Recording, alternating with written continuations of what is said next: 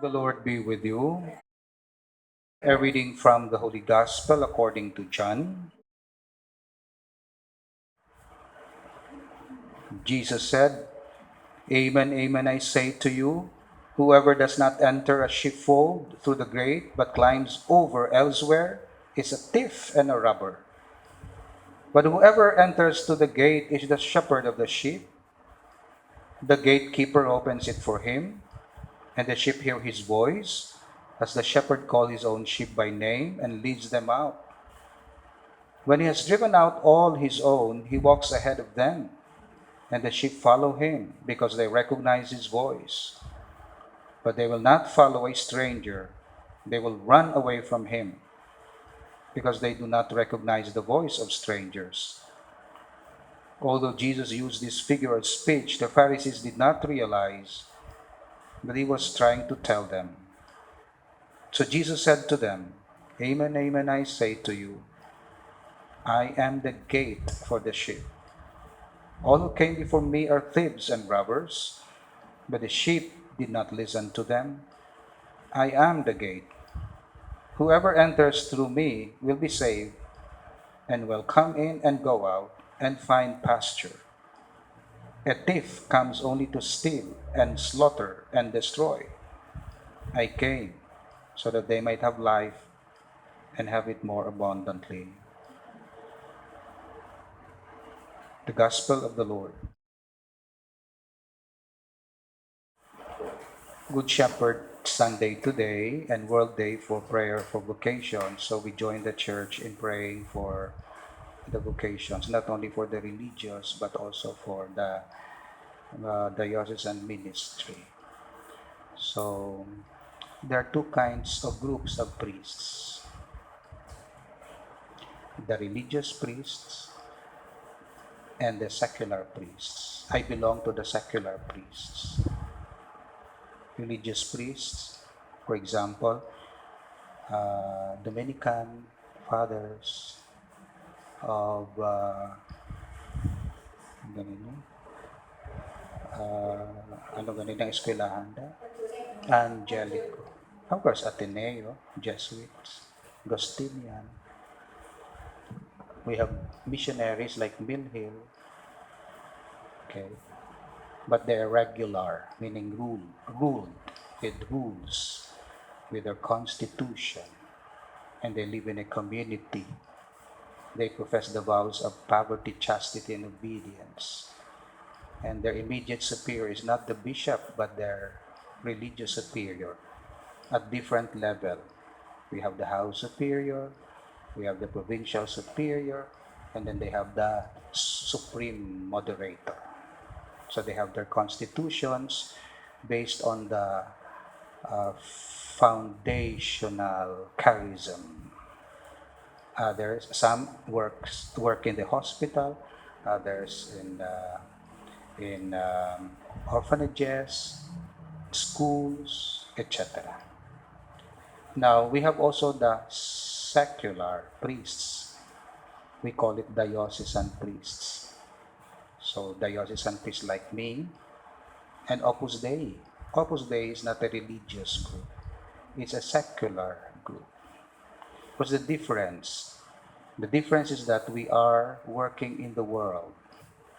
We are not making a community.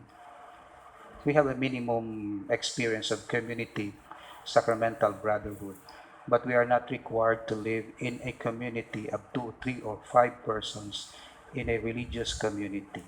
That's why I'm alone here. I'm sad. I'm lonely. Okay. Pero sa mga, may ano sila. So, secular priests, we have the vow of obedience. We don't have the vow of poverty, but only a vow of simplicity of life.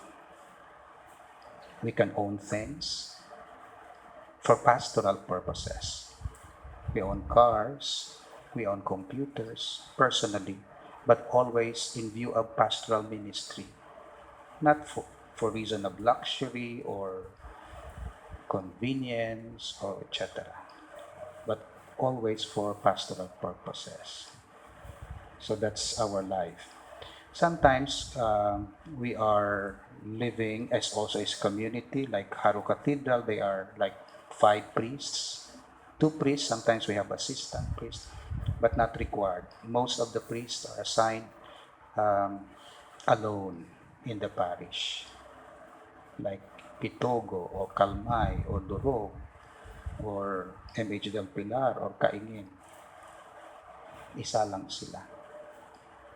So, amon ang amon life. Ang amon superior, immediate superior, is the archbishop or bishop. So, ang amon nga spirituality, hindi charism based, kundi ministry. Kaganong ministry, parish ministry. So, ano na siya. So, wala kami yung nasunod nga Benedictine rule because we are not regular priests, or Augustinian rule because we are not regular priests. Ang amon niya spirituality is ministerial, meaning to say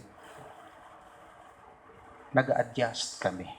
Wala kami ya rules na kinahanglan ang devotion mo si St. Ignatius of Loyola.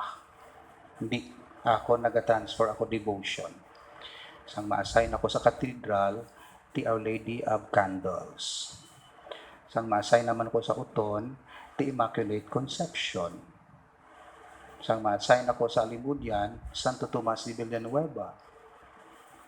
Sang ma-assign ako sa La Paz, Fatima, pati ka na. La Paz hindi pwede nga Fatima. So, kung dito yati, Fatima. Okay. So, nag-adjust. So, wala kami sang strict rules. Tungod we are in the world. Kung ano ang needs ng tao, dira kami. Halimbawa, kamo sa lapas ang inyo devotion, malapas devotion. Ako, alang-alang ko kamo yung lapas inyo, tapos i-promote ko diri perpetual health. St. Clements. O ano dira. Wala kita ambal nga pabayaan nato na primary devotions.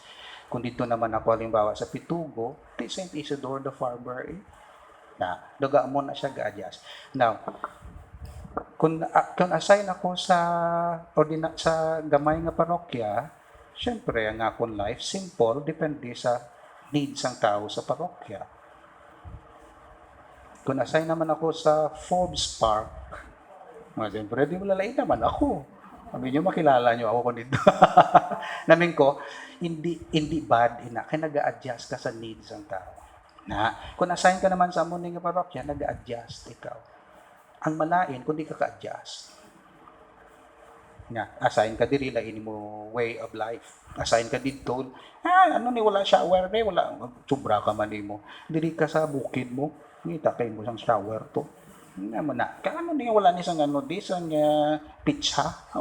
Sobra, chapay ko ay, dito kayo mo ya sa adjust ka. Hulat ka mapitsapay ko dito ka naman sa Lapas, hatag ni Nining Habiliana. Depende na. So, namin ko, kakadlaw lang kita, pero hamon ang point na, ga-adjust kita. So, hindi pag i-compare ang religious kag ang diocesan. Pareho sila, importante sa body ni Christ, pero may mga different functions. So, lain ang demand. Ang mga amuning mga pari, hindi gid sila yung brilliant man. Ay, yan, doon ka mga brilliant gid sila yan. Sa school sila mo, hindi sila mag-brilliant man, sila. O, dalabi ang school dito sa Ibahe, San Joaquin. Kag ipa-preach. So, meaning to say, hindi reason kundi charisms So, may mga amo na siya. So, hindi, amo na gina-correct ko, pero nga, lain ang charisms. Ikaw, hindi ka kabalo magkanta, siya kabalo magkanta, pero namin siya magsaot. Pati ipiliton mo ginaya magkanta, kaya di siya kabalo, di bagon, pasauta siya. Meaning to say, amo na ang discernment sa pagkapari nga ginahimo sa mga rectors. Kung kaysa ginapagwang seminarians, hindi tungod nga bad, kundi nga, hindi ka diri pwede. Kaya lain ang imo heart. Pang monghe ikaw. Wala ka guwa sa imo kwarto. Tapos, maparis-priest ka. Ano na matabo sa imo parokya? Dito ka sa Trappist. You see? Kung di nag-grow siya sa Trappist, kaya contemplative siya mo. O imagine na ninyo kung si Agnes ibutang mo sa Carmelite dito nga nuns. Gamo-gamo guro, kabalo guro sila magtungits, gagabaro na sila kung mga ano-ano dira. Maguba ang Carmelite. Hindi sa lain siya. Pero ibutang si Agnes sa damo tao, kay effective siya. So mga daughters of charity, Saint Paul's. Okay. So pero kung mga contemplative, amo man na sa pari. So budlay mag-rector kay gina-discern sang rector. Ay amo ni angay-angay ni siya. O dito ka saylo sa piyakit because amo na ang discernment. So we pray for our priests, lain-lain mga charisms, lain-lain nga mga function sa simbahan, pero one mission sa aton Ginoong Jesucristo. Ours, kina-explain ko gini, is ministerial. We are not religious. We become holy when we serve. So we don't have the rules. Ang rule namon is prepare yourself, get ready to serve every day. Prepare your sermon, because when you prepare your sermon, you read the Word of God. When you read the Word of God, may effect siya sa imo, nag-grow imo soul. So the more nag-prepare ka sang sermon, mag-grow ka. So ang imo holiness is in your preparation. Pero imagine na ninyo kung kami nga pari, why ga-prepare well, di kami maging holy. Because our holiness is in the ministerial service. Amo na siya ngamon. Pero ang religious, bisan di sila magubra, offer nila ila self sa Diyos. Lastly, last point ko. Anong kinalain ko nga celebasisang sa celebasisang religious? Ang celebasisang religious, hindi pangasawa, is self-oblation. Offer nila ila life sa Diyos. Pero ako no, ang akong celibacy is for you, para makaserve ako better.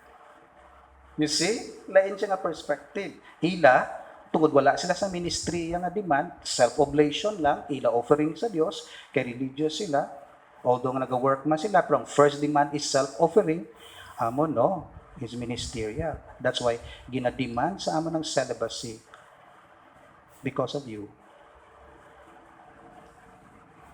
Sa religious, ginademand ng celibacy because it's their choice. Kay ministerial lang amo. So, nga hindi sila kaposes sang mga bagay. Ang institution nila makaposes. Hindi naman na nila kinangganon. Kami, makaposes kami sa ano. Pero ministry. Pero may ang gauge, ang standard is, magamit ko bala na sa ministry? Kung ang yes ang sabat mo, buy it. Purchase it. Ang coffee maker bala magamit ko. Kay kung makapag-inom ako kape, ganami ako. Sige, go ahead. So, hindi mo pag i-deprive na, kay the more nga nag-effective ka, the more nga gina-allow ka mag-acquire sila. Pero simplicity. Simplicity. So, nga mabaka gidakbisang damo-damo nga bayo, kinanglan ko gina sa ministry how. Kung model ako hindi man ko yung model. Bayo ko. Namin ko doon mo na bala. So, basta balaan nyo na. Naintindihan nyo nang namin. Kung wala ko nag-igo sa iban nga pari o damo sa lakyan, why ko na. Namin ko, kung simple man lang, pag makadangat ka man lang to sa baladlisan, muti nga ang high-end gidaw. Naman na siya. So, simplicity. Simplicity of life. We pray for more vocations for our priests, and for a heart after Christ, the Good Shepherd. Poor, sa amon simple. Chaste, sa amon celibacy, celibate. And obedient. Obedient sa ano? Sa gusto sang Dios, kag sa gusto sang church. Amen.